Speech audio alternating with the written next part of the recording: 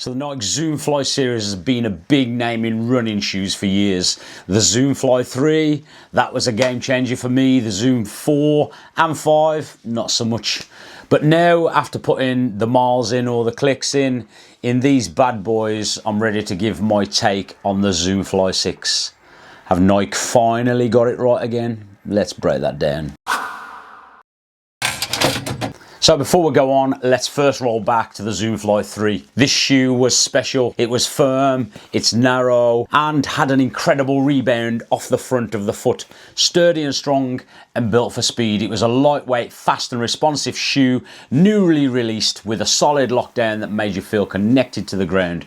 The carbon fiber plate and React foam made every step propulsive, powerful, plus the Vaporfly upper weave kept things durable without sacrificing durability. Simply put, the Zoom Fly 3, it got it right. These bad boys were a game changer for me. I liked them that much, at one point I bought 3 pairs. And then came the Zoom Fly 4 and 5. Honestly, they missed the mark. For me, anyway, in my opinion. Both of them felt overly firm, too wide, lacked responsiveness, and didn't provide that feeling of propulsion forward that the 3 had brought. I felt really let down with them. In particular, these 5s, they had this weird issue. See this bit here? It's like indented Nike sign. So the small Nike logo on the bottom created a suction effect in the wet, and you stuck to the road. You felt like you were sticking to the floor, and it made a weird cupping noise when you raised your heel or lift the center of it on the floor. And I'm not like a flat foot runner. As you can see here, I land on the outside of my heel and sort of roll my foot and take off this way, you know. So I'm not a heel striker by any means, but I do land on the rear of my foot and roll my foot. And I used to get this strange cupping noise, especially in the wet. Used to feel like I was stuck to the floor. So now we're at the Zoom Fly 6.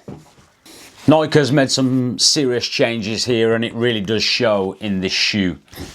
It's lighter, around 10% less. 10% lighter than the Zoom Fly 5. It has much more of that awesome Zoom X foam, which gives you a better energy return and much more cushioning. The carbon plate is still here, keeping that propulsion, and the upper is a 2-layer woven mesh, which gives it a snug fit-in without being too tight. How does it feel? Really good. Whatever comparison I'm going to give is always going to go back to the 3, because the 4 and the 5 were a nothing for me. But the rear foot is noticeably softer than the 3, but it still manages to be responsive and supportive. It feels fast like the 3 did, which is a good thing. It can't be a bad thing. It's a definite step up from the 4 and 5, and Nike have finally brought back some of that Zoom Fly magic. Looking at the whole lineup, I've only got 3 because I threw my 4s as far away from me as I possibly could. For me, the 3 is still my top pick. It had the perfect mix of firmness, speed and control. The 4 and the 5 were a definite step back, but the Zoom Fly 6, it's a return to form. Not quite on the same level as the 3, but a solid option if you're after a fast, cushioned ride. What about you? What do you think? Did you try the 3, 4, 5 and 6? What are your thoughts? Drop a comment below and let me know. Zoom Fly 3, yeah.